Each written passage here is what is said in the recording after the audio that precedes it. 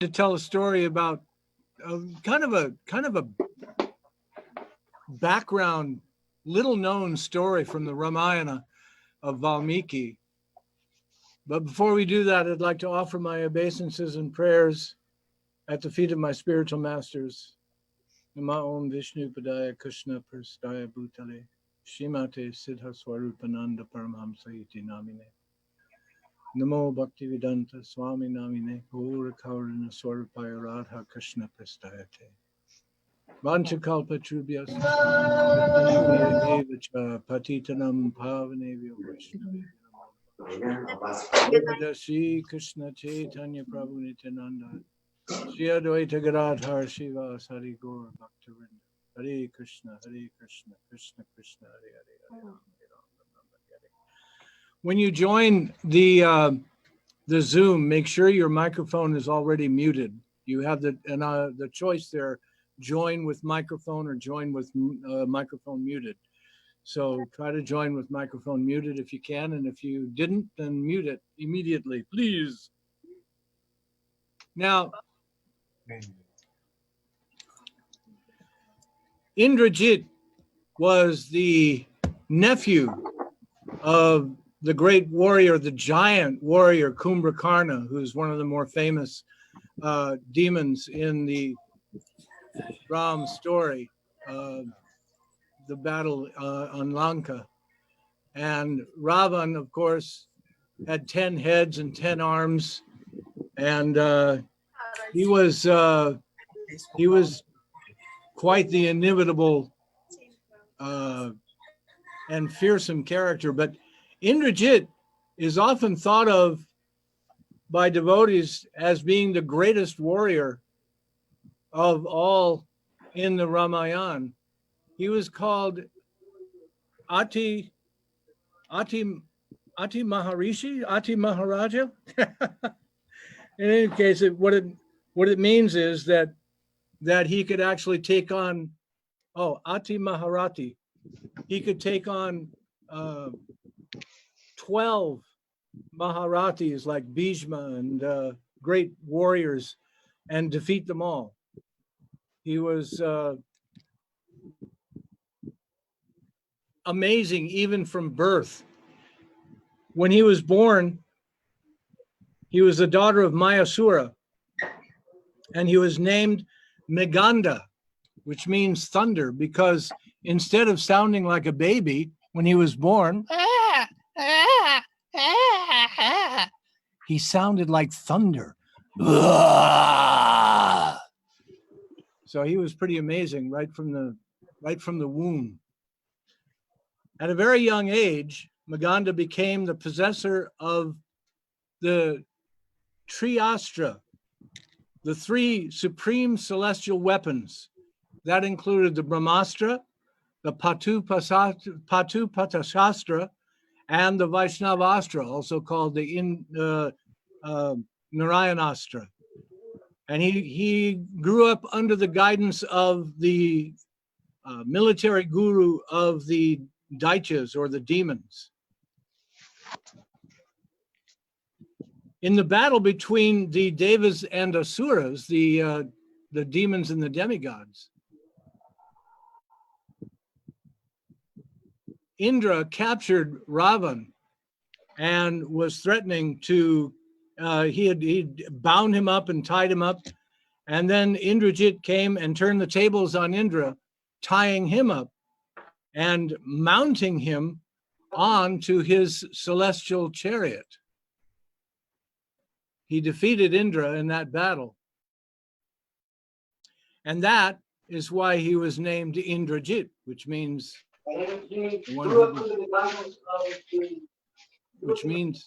the one who defeated Indra. At this point, Brahma, in order to save Indra, asked Indrajit to free Indra, and he said he would give him a great boon.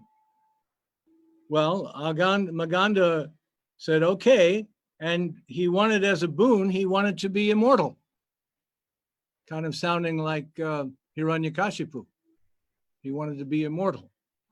I want immortality. But Brahma remarked, that immortality is against the laws of nature. So instead, I will grant you another boon. You will never be defeated in battle.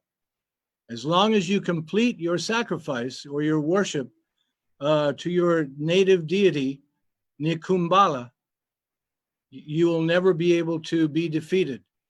So before going into battle, Indrajit would always make his sacrifice, fire sacrifice to Nikumbala. And once the sacrifice was over, a celestial chariot would appear and he would board it. And from there, he would become invincible in any battle. But Brahma also cautioned him, whatever or whosoever would destroy your sacrifice would also be able to kill him. Indrajit didn't really want to join the battle against Ram. He didn't like the whole story, the whole way that it came about, stealing Sita and everything like that. He wasn't keen to join the battle until his 5 brothers were killed, and Kumbhakarna, who everyone thought was invincible, had also been killed by Ram. And Indrajit decided then to fight with Rama's armies, and he fought with them for 3 days. On the first day, Indrajit was swift, and he had not only the mastery of weapons, but he also had the mastery of magic and mystic power. He could appear and disappear and appear somewhere else and then disappear and appear somewhere else.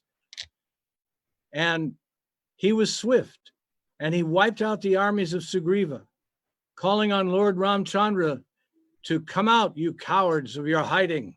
I want to avenge the deaths of my paternal uncle and my brothers.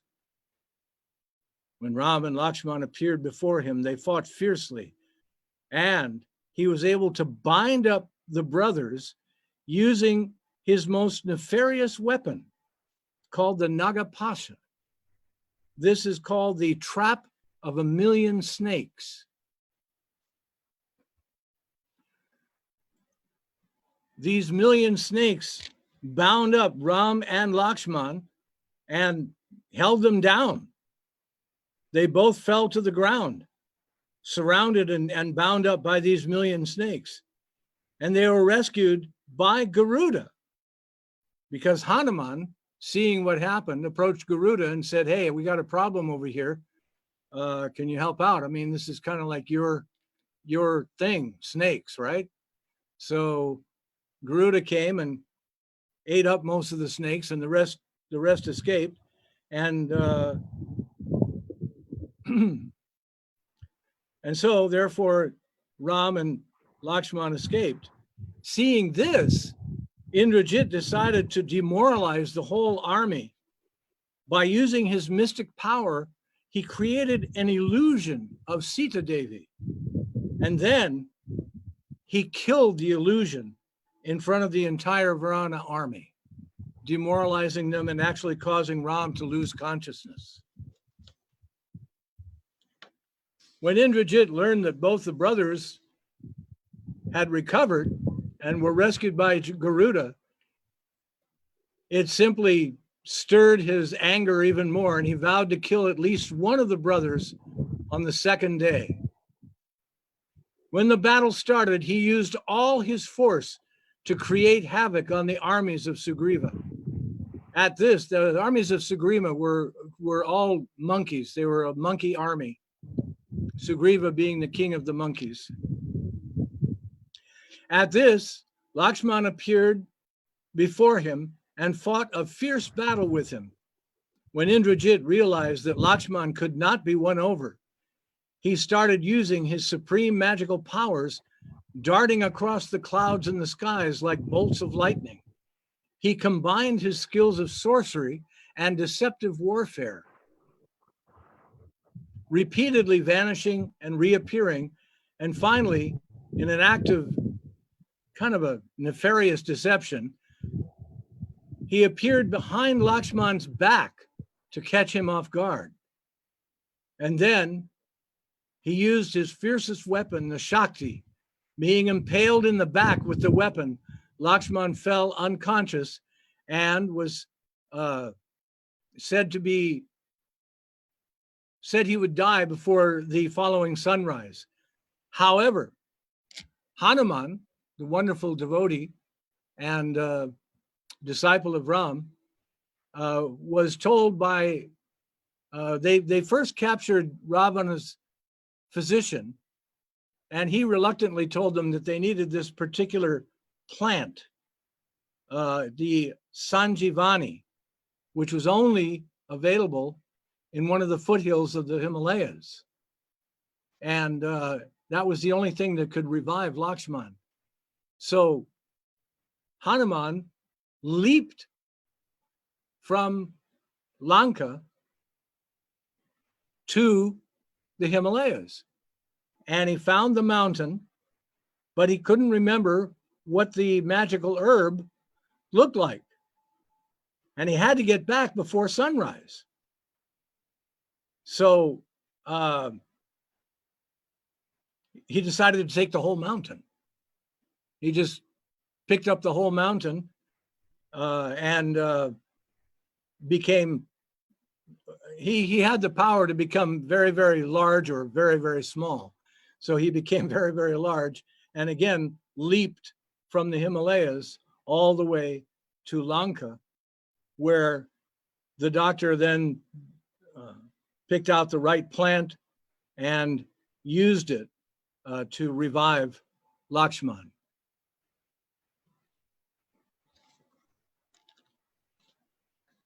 So that was the second day.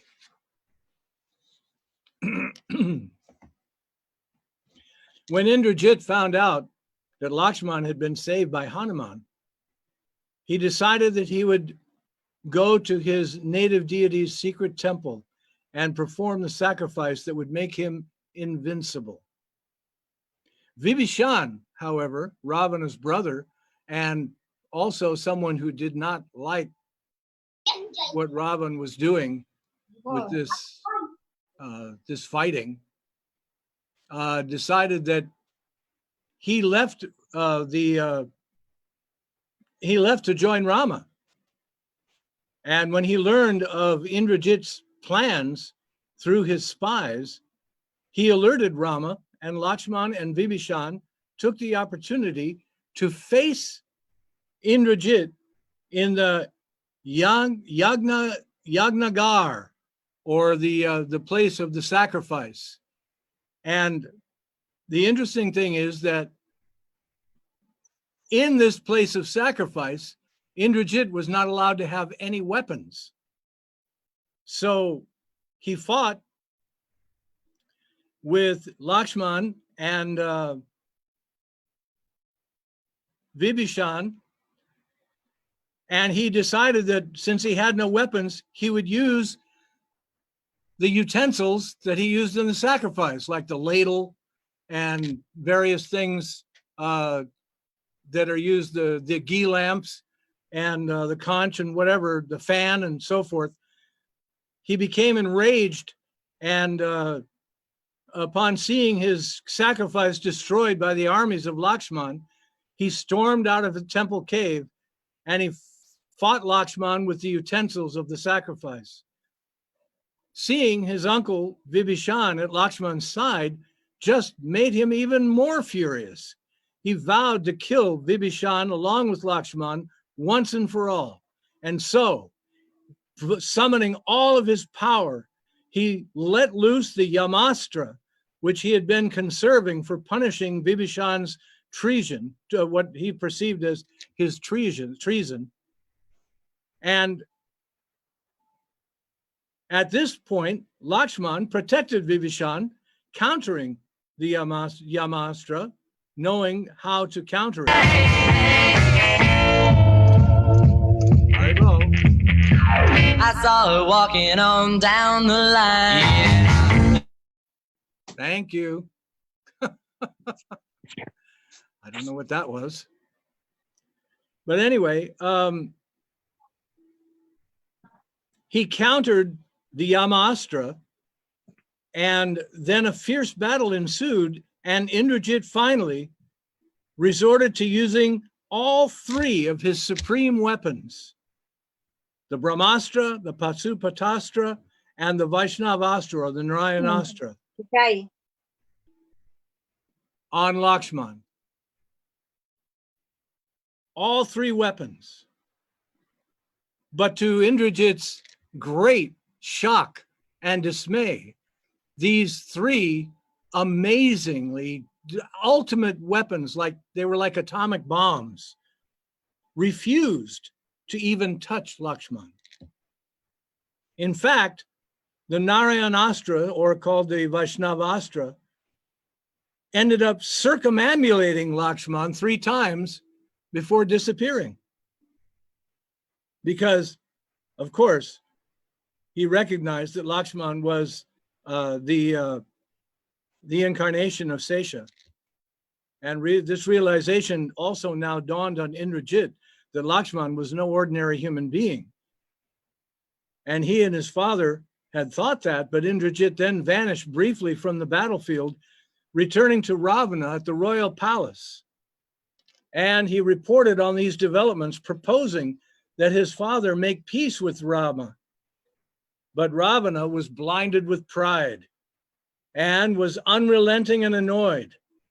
Indrajit, you are a coward. Get back on the battlefield before I kill you myself. And he accused Indrajit of being a coward and having fled the battlefield to give him this report. This provoked Indrajit, who lost his temper and struck fear even in the heart of Ravan before apologizing and clarifying to his father that his primary duty as a son was to serve his father's best interest, and even in the face of death, he would never abandon his father Ravana. He prepared to go back into battle, knowing that this time he faced death.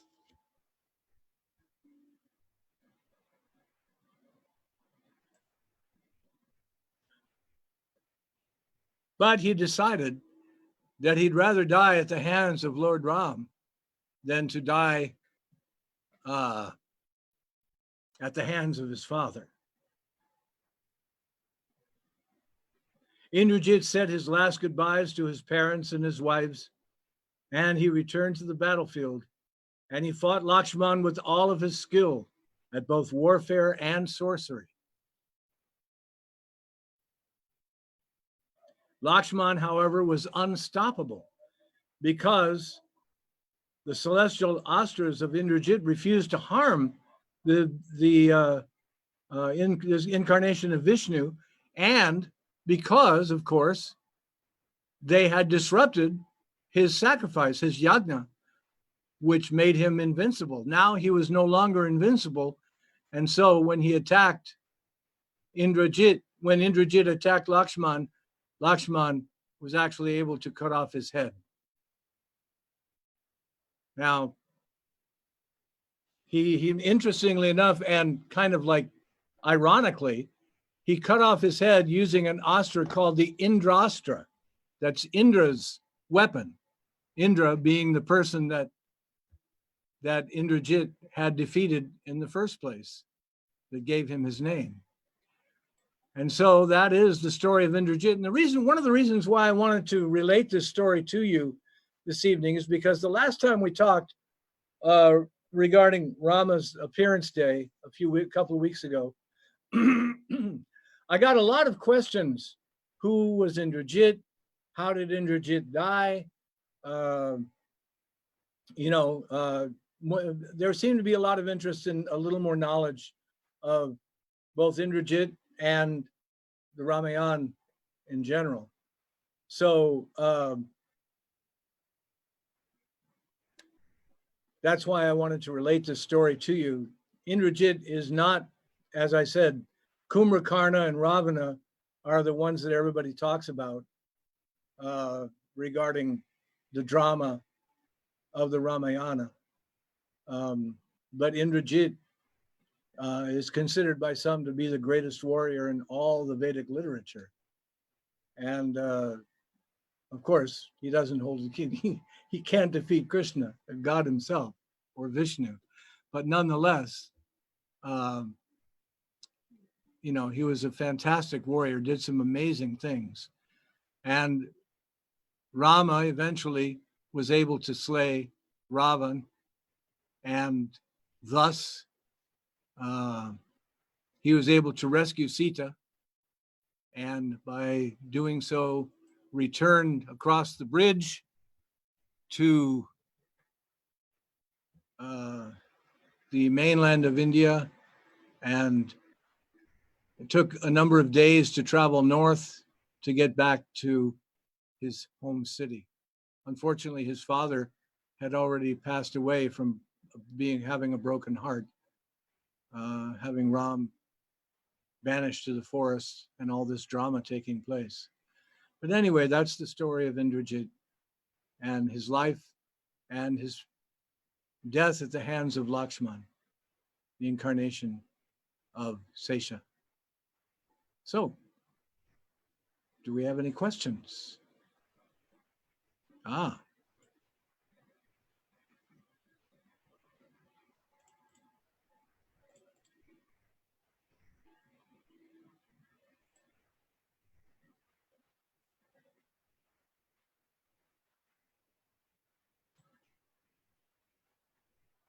Okay, someone says, if there's anyone who wants to ask a question, feel free to comment down below where you see the chat thing. So yeah, you can do that. Haribol, Alan, good to see you. Namaste. Haribol, sir. Namaste. Do you have a question? None so far. Not so far. Still thinking. Oh, still thinking. Okay. Did you like the story? Yes, I did. I did learn a lot about Indrajit. Still thinking. Okay. Did you like the story? Yes, I did. I did learn a lot about Indrajit. Did you like the story?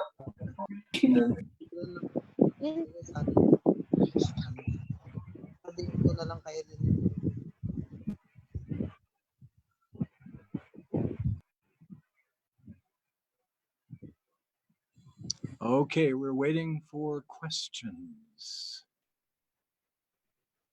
Just write it down in the chat box. Somebody must have a question. Come on, come on, come on, come on, come on.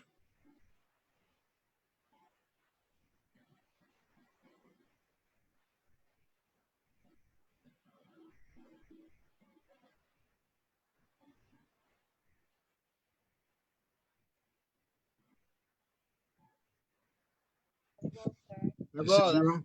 Yes? John or Don? Arbol. Haribol. Namaste. Namaste. Do you have a question?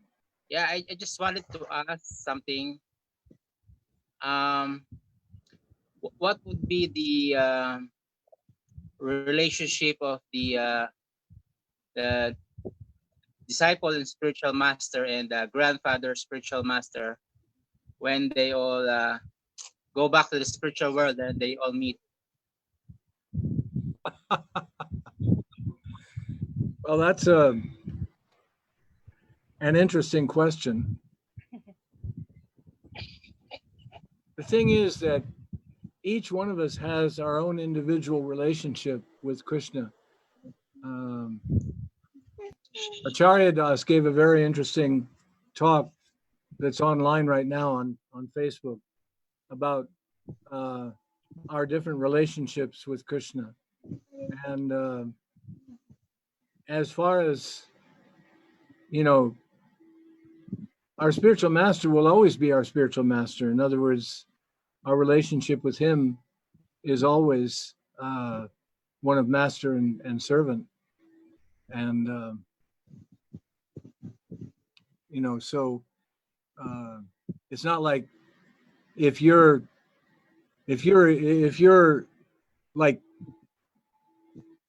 your relationship with Krishna is that you are a cowherd boy in Vrindavan, in Goloka, and your spiritual master happens to come in and say something. It's just like Krishna had his spiritual master, and you bow to your spiritual master always and forever. I don't think that relationship ever changes.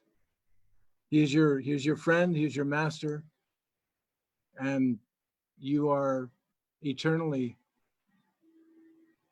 He's the source of our gratitude, our love, and that relationship is eternal. Does that answer your question, Jonathan? Does? You can just nod your head. Hello. Yeah. Arbol. Thank you. Arbol. Haribo. Namaste. Hello. Are there any other questions? Haribo, sir. Who's that? Ellen? Haribo. Yes, po. I can't hear you. Oh, you can't hear me? I can just barely hear you. Oh. You want to write in the chat box? I don't. Now you can hear me, sir? Okay, I got you now. My question is it possible for other people who are practicing other religion to enter into Goloka Vrindavan? And if so, will they also reach the highest relationship with Krishna? Okay, that's a good question. And the answer is yes and yes. Because when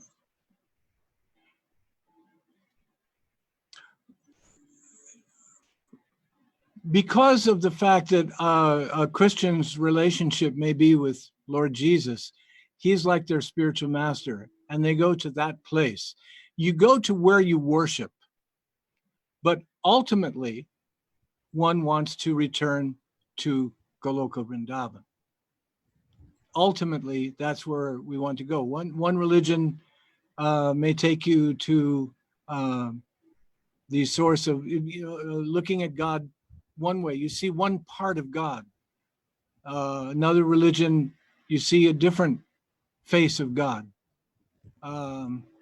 It is only in bhakti. It is only in bhakti where we are able to see God in his full glory, from the lover of the gopis, the friend of the gopas, to the terror of warrior, who's threatening to kill Bhishma. All these aspects of God are there in the Vedas, in the Vaishnava literature, and but if you're asking, if I'm a Christian and I worship Christ, and I somehow or other am able to, not screw up, then you go to Christ, but in other words, the answer to the question is that it may take, more than one lifetime, because you're looking at, the Christian looks at God as being this great big cop in the sky that's going to strike them dead, just like the Jewish faith does, and also most Muslims feel the same way, that that he's the great big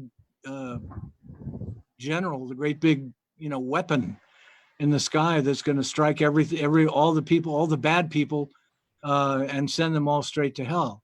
This is one aspect of God, Jehovah, and this is an aspect of God that many people get to understand and realize, and so their path may require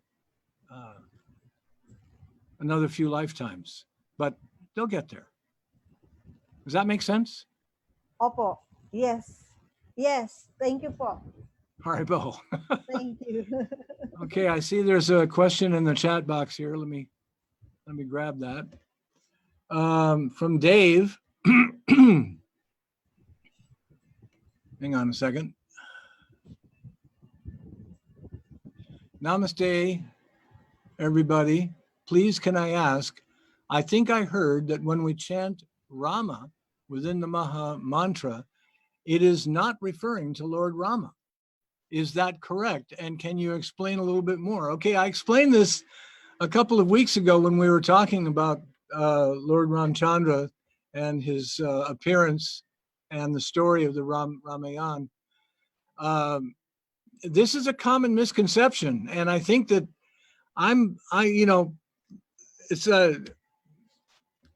Boying told me, I've been chanting for 40 years, and I always thought when we're saying Hare Rama, that we're referring to Ramachandra, but no, not the case.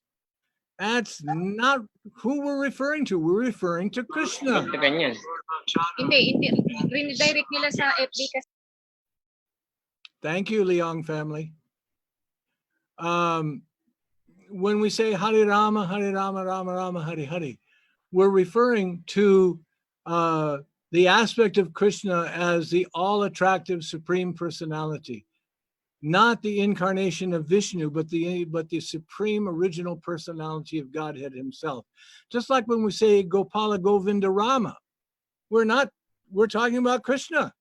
We're not talking about Ramachandra. We're not saying Gopala Govinda and then, oh yeah, Ramachandra over here. These are two different personalities. These are two different incarnations. Ram being an incarnation of Vishnu, and again, Krishna being the Supreme Original Personality of Godhead.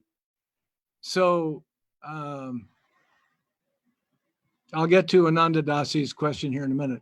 So when we refer in the Hare Krishna mantra to Hare Krishna, Hare Rama, Hare is Mother Hara.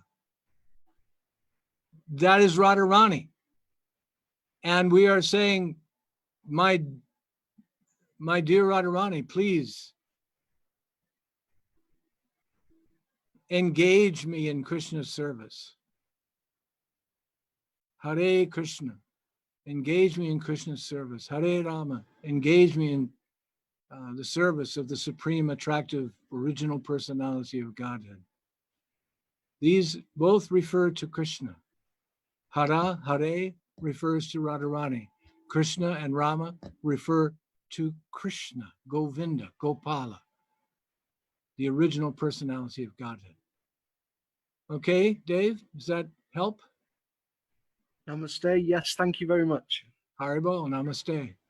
Okay, Ananda Dasi, thank you for your question.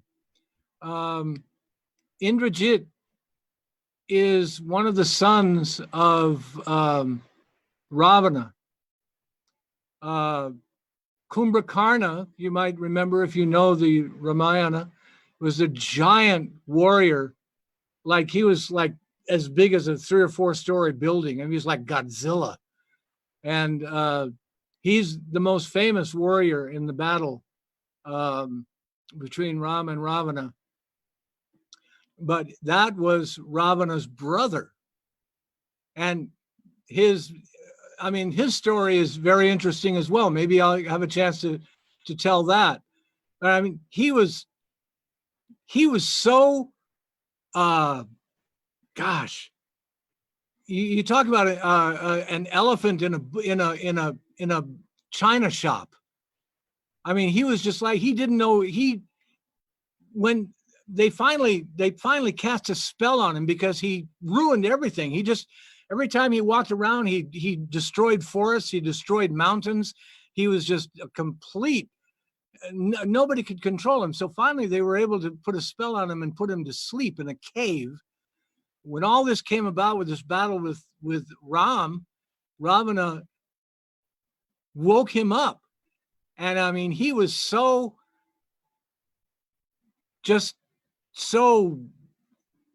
Kumbhakarnish. He ate like 100 warriors before he ate. Like 100 warriors before he could even get up. It's like they're stepping on him, they're they're poking him with their spears, and he wakes up and he grabs 10 or 15 warriors and he shoves them all in his mouth. And, he was amazing. And he and Indrajit's brothers, his 5 brothers, all died. And Indrajit was the most powerful of all of the sons of Ravan. And he was, he defeated Indra, the king of heaven. And he was given a boon by Brahma that he thought would enable him to live forever, to be immortal. And the boon was that he would be invincible in battle as long as he made his sacrifice to his deity before going into battle. But in the Ramayana, it's told how Lakshman and Vibhishan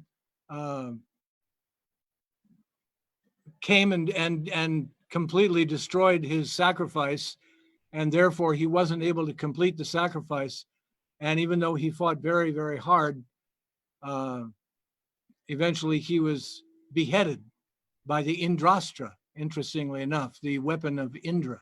So Indra got his revenge in the end anyway. So that's that's who is Indrajit. Does that help you, Ananda Dasi? Is that an explanation for you? Enough? You can just type yes or no. Okay, I don't have any other chat questions. Any other questions? May, do you have a question?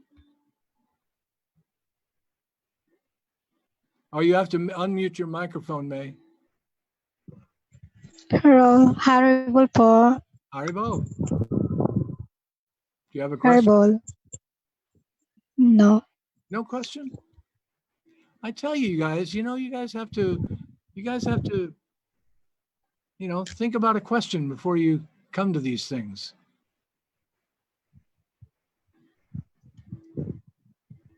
So, okay, Ananda Dasi says that was an okay explanation. Thank you, Ananda. You can write a question in the chat box, or you can ask me a question. Just unmute your microphone and ask away.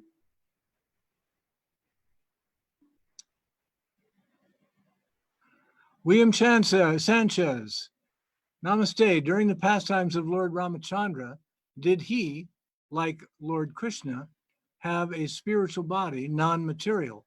Well, Vishnu, being Vishnu, always has a spiritual body. When we see Krishna, when we see Ramachandra, we are seeing a spiritual body.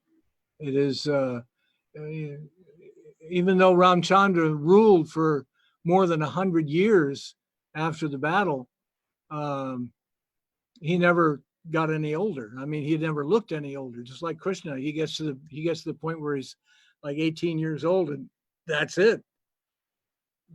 When he spoke the Bhagavad Gita, he was like 103 years old, and he still looked like he was 18. So yeah. There's nothing material about Krishna. There's nothing material about Lord Ramachandra. The pastime, like, he gets bitten by all these snakes, and he gets trapped, and he gets knocked out, and he loses consciousness because this false Sita is being killed, and so on and so forth. His pastimes, he may seem like an ordinary person, but actually he's always Vishnu. He's always God. Good question, William. Thank you.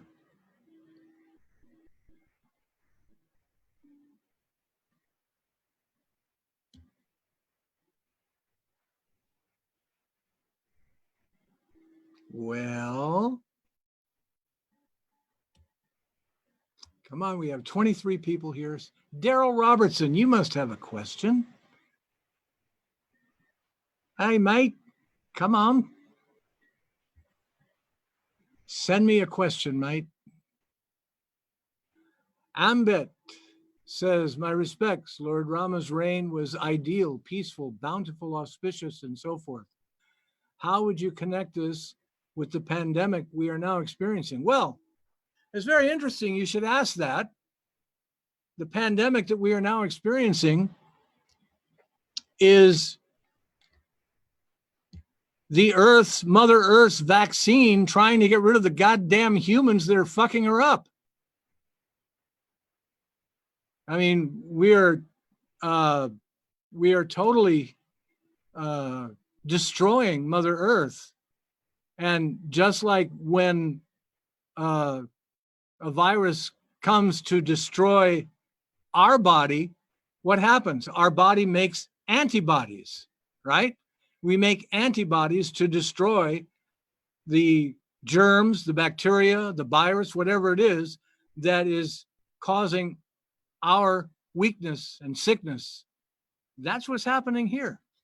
Mother Earth is making this this virus is like Mother Earth's antibodies, you know? And what a wonderful thing it's been. I mean, of course, not for those who got sick, but I mean, look at what's happening. There are blue skies in places where there were never blue skies for the last 30 years. The pollution in Los Angeles is down so much. And in other big cities, the pollution is way down.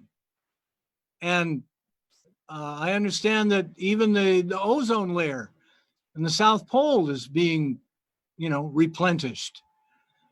Earth is trying to recover.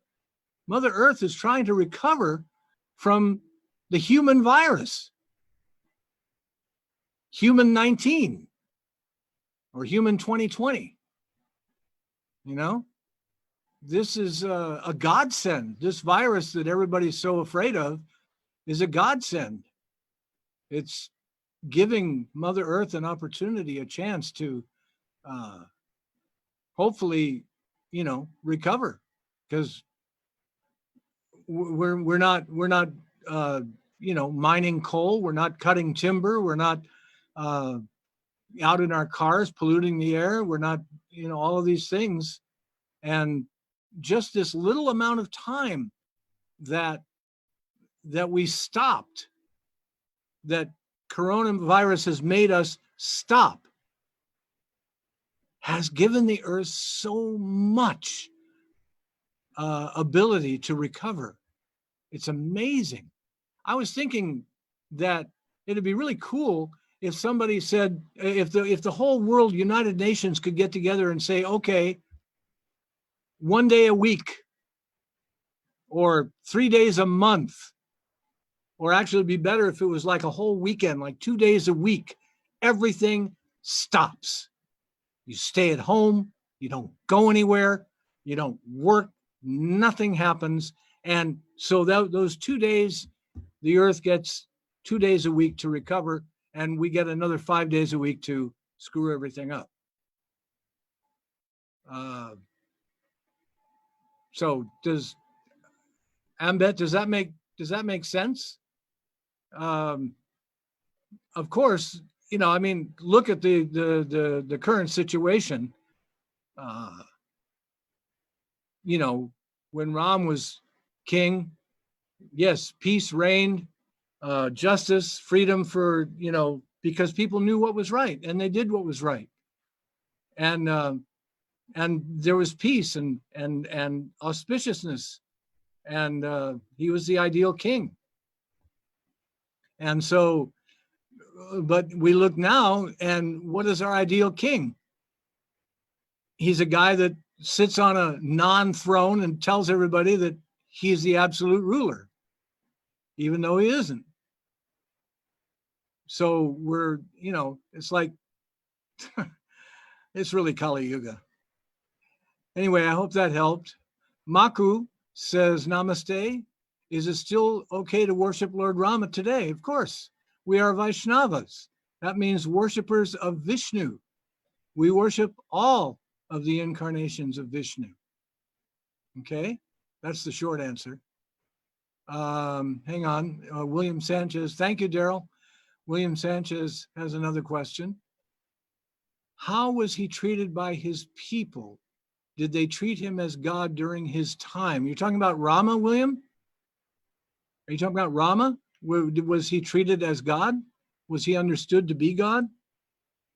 I assume that's who you're talking about. But he was the ideal king. And while on the one hand, many understood that he was an incarnation of Vishnu, nonetheless, he faced a great deal of difficulty. And he showed that as an ideal king, you can't be attached to material things. He was kicked out of the city, Ayodhya. He was kicked out. He even on the day before he was to be crowned as Yuvaraj, the heir apparent to the throne. They kicked him out of the. They took away his crown. They kicked him out of the city, and they forced him to live in exile for years and years and years and years. So on the one hand, yes, his brothers, they understood that he was an incarnation of Krishna, of God, of Vishnu, that is, and the people loved him. They loved him. In fact, when he and Sita and Lakshman left the city, the entire city followed them for about 10 miles.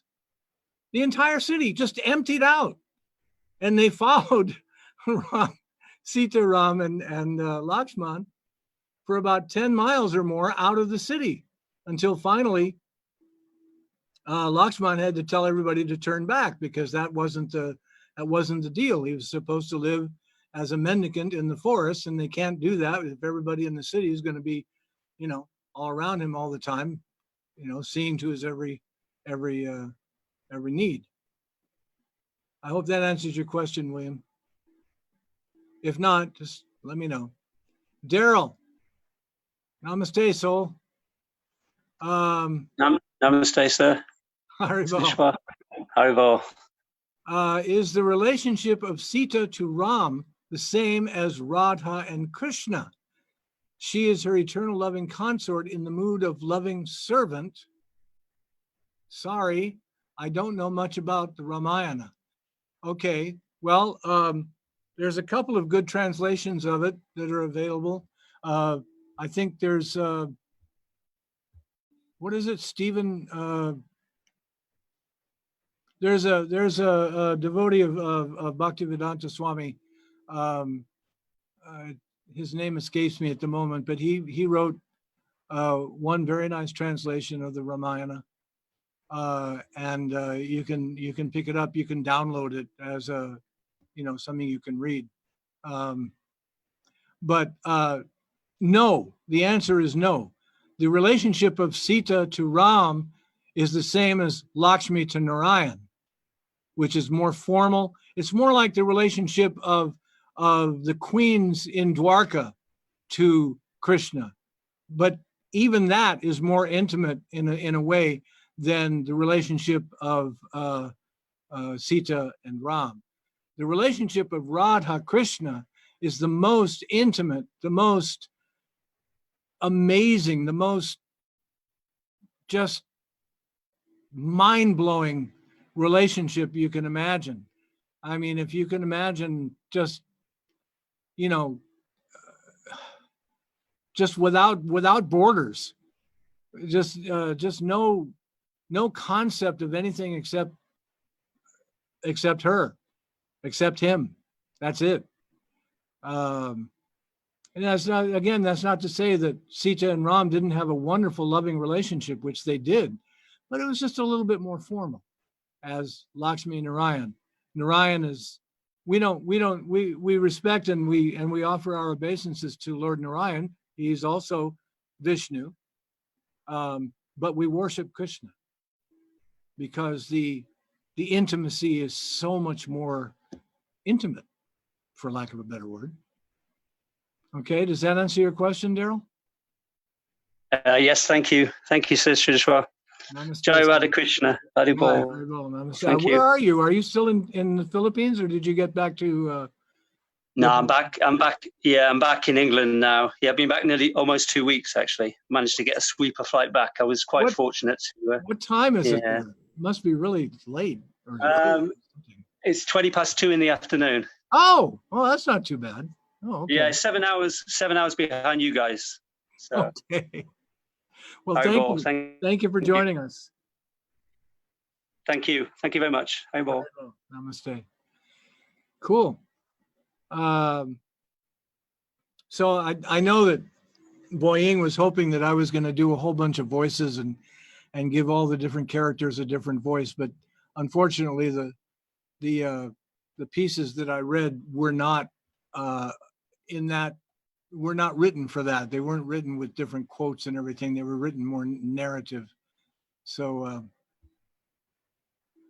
here's another question from Alan. Have read from Bhagavad Gita about the chapter in Dhyana Yoga or Jnana Yoga, I think he means, that the mind as your best friend, but can also be your worst enemy. Explain more about it, since most of the time people around are having different speculations on our current conditions. Thank you, Haribol. Well, it very clearly says, actually, the controlled mind is your best friend.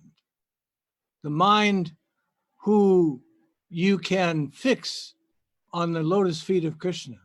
The mind that you can instruct to chant the names of God. The mind that you can enthrall by reading wonderful stories of the pastimes of the different incarnations of the Lord. The uncontrolled mind, however, sits at home under quarantine and can't think of anything except how to get out. Oh, if only I had a beer, I would be happy. Oh, if only I had could go to a movie, I would be happy. Oh my gosh, if only I could go to a mall, I would be happy. Oh, I'm so unhappy. I'm so miserable. I'm going crazy. I'm going nuts. I can't stand it. This is the uncontrolled mind, and it's your worst enemy. It is your worst enemy. I'm staying at home here. My wife goes out and shops for food every 2 or 3 days, and I can read. I can do some nice service. I can do my radio show. I can do a little nonsense or whatever it might be. But my mind is always being reminded of Krishna, because, well, for one thing, I've got Krishna playing even now. I've got kirtan going on in the background. In my bedroom, I've got Krishna going on 24/7. I can make my morning offering, and I'm just, I don't know. It's weird to me that people are going crazy, but then again, we are controlled by our minds, and the mind is always telling you that something else, not what you have, but, oh, if only you had this, you would be happy. And then when you get that, then your mind tells you, oh, no, no. What you really want is this. This will make you happy. And then you get that, and then your mind finds something else that it tells you is going to make you happy. And none of them work. That's the weird thing about it. None of them work. It's just Maya trying to confuse you and turn you into a crazy person, basically. So, the controlled mind is your best friend. That's the sum and substance of that.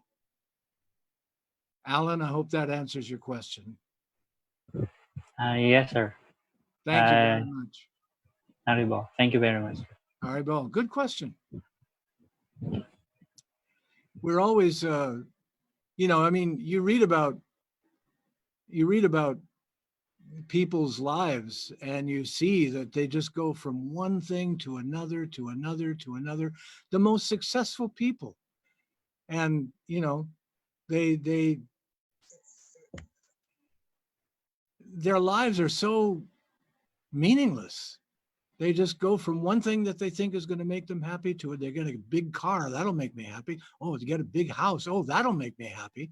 And they get a, you know, they have children. Oh, that'll make me happy. And boy, does that really fool them, you know, because half the time the children are like, you know, little monsters. And it doesn't make them happy at all. And, you know, just one thing after another that your mind is telling you is going to make you happy. And we by nature, the reason why this works is that by nature we are happy. By nature we are blissful. That is our nature. Ananda, bliss. But in this bodily consciousness, we are driven by our senses and we are driven by our material mind to think that happiness lies out there somewhere. Out there or out there or over there. That's where happiness is. No, it's right within you. Real happiness comes from understanding your eternal relationship with God. That you are divine by nature. You are blissful by nature, but you are not the supreme. You are the servant of the supreme. And when you come to grips with that and can happily say, I am the servant of the supreme, I love it, then you're getting somewhere. Generally speaking, nobody wants to be the servant of anybody. You know, Donald Trump is a wonderful example. He wants everybody to serve him. And if you say something wrong, you're out. You're gone. This is the mentality. This is like Kamsa's mentality. This is you know, an extreme Kali Yuga example. We're so close to the end in so many ways, and yet, and now, you know, now we've got, and I forgive me for getting a little bit political, but, you know, we've got a senile old man running against a tyrant, and, you know, more than likely, the tyrant is going to win, and we've got 4 more years of, who knows how many more years of that going on. So, you know, everybody thought when Tulsi was running and a few of these people were, you know, presenting a real alternative, but all of the alternatives lost. By hook or by crook, they put the old senile man in place. And now he's, you know, supposed to beat the incumbent king. And I just don't think that's going to happen. I mean, it's just not going to happen. So we'll see. Anyway, it's all up to Krishna. He's in control. Any other question? Feel free to open your mic or write a question down in the box. Don't be like last time. Last time, when nobody asked questions, it was very strange because, you know, I answered about 3 or 4 questions, and then we said goodbye. We had a nice kirtan. We said thank you, bye-bye, everybody. And then when I went back on Facebook to congregational chanting, I found like 3 more questions that hadn't been asked, that somebody wrote down later after we were finished. So, you know, don't do that. Ask it now.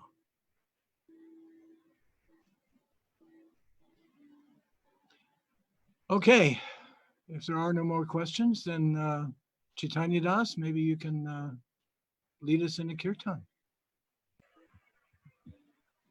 Oh, wait, there's a question.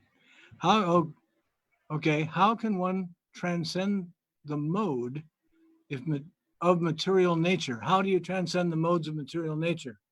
Well, again, by fixing your mind on the service, the transcendental loving service of Krishna. The three modes of nature are goodness, passion, and ignorance. And everything we do is motivated by some mixture of those three elements: goodness, passion, ignorance, by some mixture. There's a little bit of in the good things we do. There's a little bit of passion and ignorance mixed in. In the bad things we do, there's a little bit of goodness and passion mixed in with the ignorance, and so on and so forth. So the way to transcend that. Namaste, Robert. Mute your microphone or ask me a question, one or the other. So the way to transcend that is to chant the names of God, chant the holy name of God, and fix your mind upon his service. When you actually desire to serve Krishna, to serve God, whether it's offering artik or whether it's offering your food or whether it's going out and having sankirtan, whatever it might be, whether it's listening to a class, reading scripture, giving a class, whatever it might be, when you actually desire simply to serve Krishna, that your human form of life is best exemplified, and you understand that you simply want to serve Krishna, no matter how you may feel, no matter how your body may be, telling you, oh gosh, I can't do this and I can't do that, and that won't make you happy and that won't make you happy. But if you know that serving Krishna is going to make you happy, then there you go. Maku says, please share a little bit about your time with Srila Prabhupada when he met A.C. Bhaktivedanta Swami. What was the scenario? And where is Acharya Das during those times? If he was on the scene as well. Well, no, he wasn't at the time. I was not there either. I was in Los Angeles when Srila Prabhupada met A.C. Bhaktivedanta Swami. He met him at the Honolulu airport. And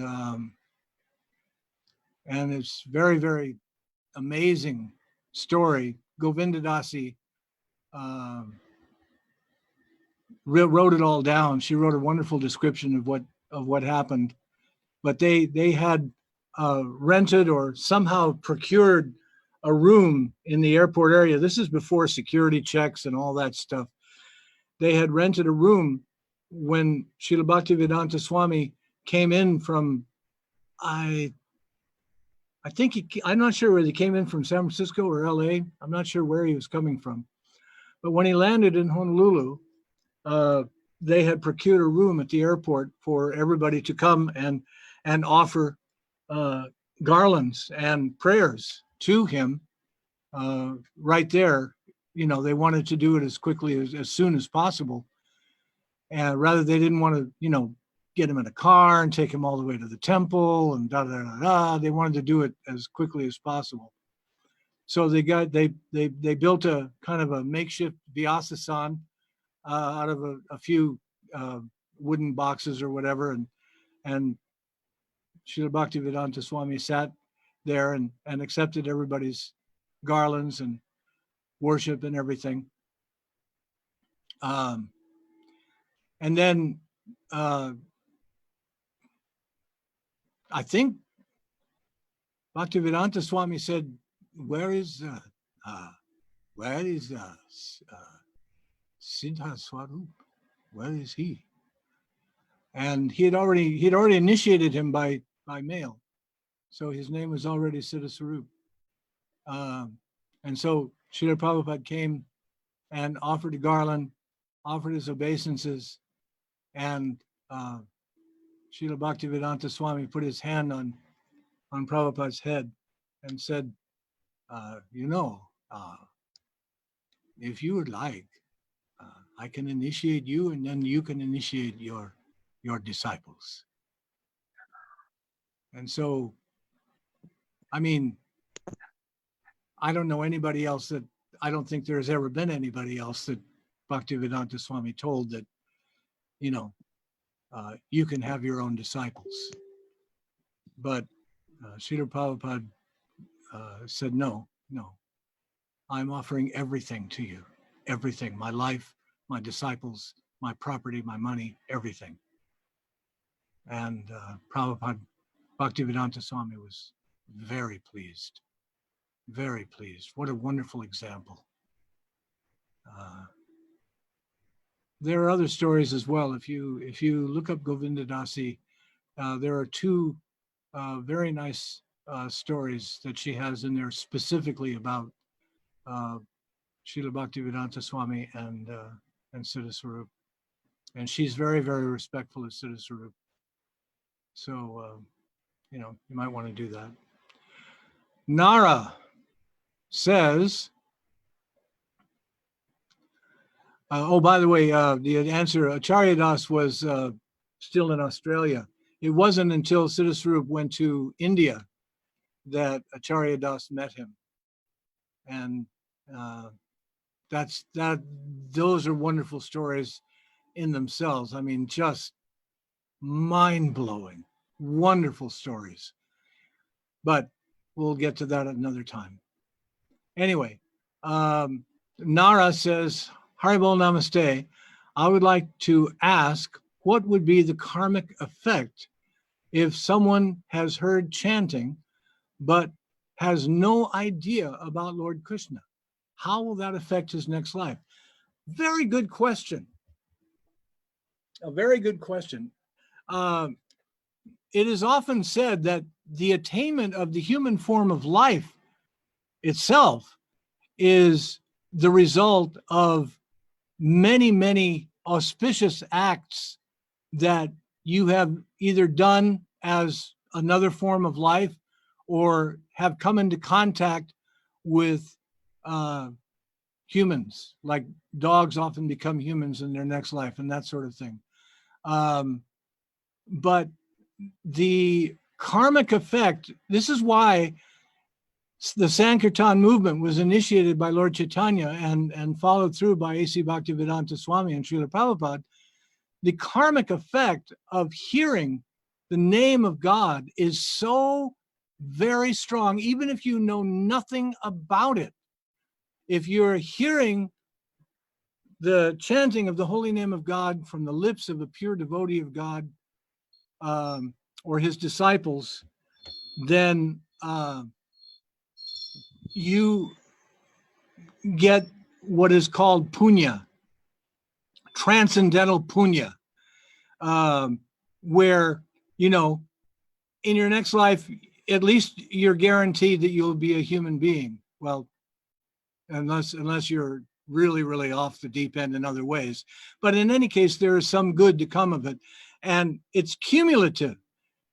In your next life, you may hear more. In your next life, you may hear more. In your next life, you may hear more and more. That's why oftentimes a saintly person is said that, you know, people say, oh my gosh, he must be his birth must be the result of millions of years of sacrifice, millions of lives, hundreds and thousands of lives of sacrifice and of worship and everything to have attained,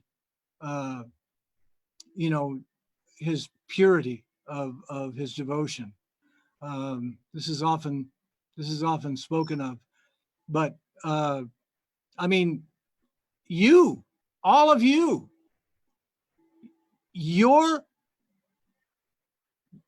the very fact that you're listening to the names of God, that you're listening to the pastimes of Ramachandra, this means that you have gone through how many lifetimes of hearing a little bit, hearing a little bit, hearing a little bit, and maybe doing something. Maybe you were a Christian in your last life. Who knows? Maybe you were some, you know, had some kind of devotion to some other demigod or something. But you have taken, not only have you taken birth as a human being, but you have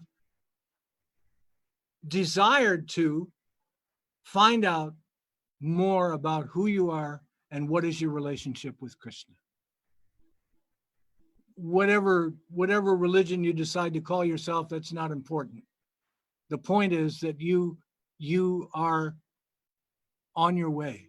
And this is the result of many, many lifetimes of sacrifice, of good works, of hearing Hare Krishna, and maybe not even knowing what it means. But this is a wonderful thing. There is no loss or diminution. Krishna says in Bhagavad Gita, no loss or diminution. You will continue to evolve in your spiritual understanding. Mary Lou says, some people are doing crazy things because of fear of COVID-19, which is actually the fear of death. How does one overcome this fear of death? Or better, how does one prepare for death, since a certain percentage of those infected are going to die? Well, that's what Bhakti Yoga is all about. I mean, we could just basically rename it Overcoming the Fear of Death, or Overcoming Death. It's the practice of overcoming death. It's the practice of Bhakti Yoga. That's what Bhakti is all about. It's about overcoming death. When one actually begins to realize that regardless of the situation, regardless of whether you're well or whether you're sick, whether you're rich, whether you're poor, Krishna is always with you. Krishna always loves you. Krishna is always your dearmost friend. And he will always do what's best for you. He will always do what's best for you, even if you may not understand it. But when you begin to have faith in that, when you begin to, by chanting his names, understand the glory of his name, the glory of who God is, how amazing he is, and how perfectly he is in control, then you realize that I am in his hands. I have no fear of death. I have no fear of life. I have no fear of anything because he is with me. And I know that sounds very Christian, but it's true. He is with me. He is with me. He is closer to me than my skin. God is my friend. He is my dearmost well-wisher. And death, where is thy sting? There is no death for a devotee. Simply moving on. Simply moving on from one body to the next, where hopefully we'll be able to increase our loving service to Krishna. I hope that answers your question, Mary Lou. Thank you for asking it. Okay, any other questions?